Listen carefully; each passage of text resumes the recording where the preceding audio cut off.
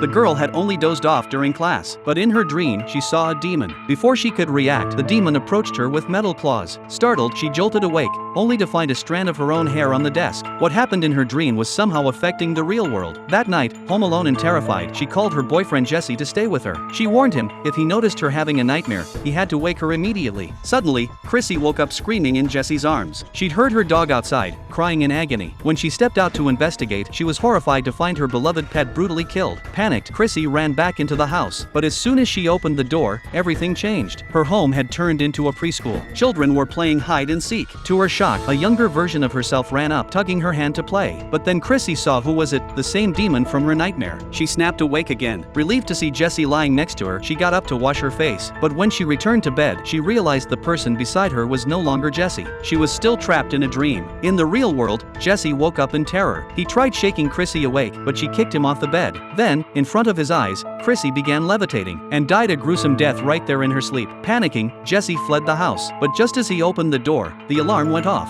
Fearing he'd be accused of murder, he rushed to his friend Nancy's place and told her everything that had happened. He begged her to investigate what was going on. But right after Jesse left Nancy's house, he was surrounded by police cars and arrested for murder. In jail, Jesse was terrified he'd also die in his sleep. The moment he got into his cell, he started slapping himself, trying desperately to stay awake. Luckily, a guard soon came to tell him he was being released. But as Jesse stepped out of the cell, he sensed something was off. The prison hallway was eerily silent. He turned around and realized the hallway behind him had vanished, replaced by a solid wall. The lights flickered off. In the next moment, Jesse found himself inside an abandoned factory. The demon was walking toward him, slowly and deliberately. He ran. He thought he'd escaped, until metal claws pierced through his back. Meanwhile, Nancy, determined to uncover the truth, started investigating the preschool that kept showing up in their dreams. She discovered that all of them had once attended the same preschool, but none of them had any memory of it. To dig deeper, she and Kate decided to visit the school in person. On the way, Kate stopped by a pharmacy. He needed stimulants to stay awake. But as soon as he walked in, Nancy, waiting in the car, couldn't hold out any longer. She drifted off to sleep.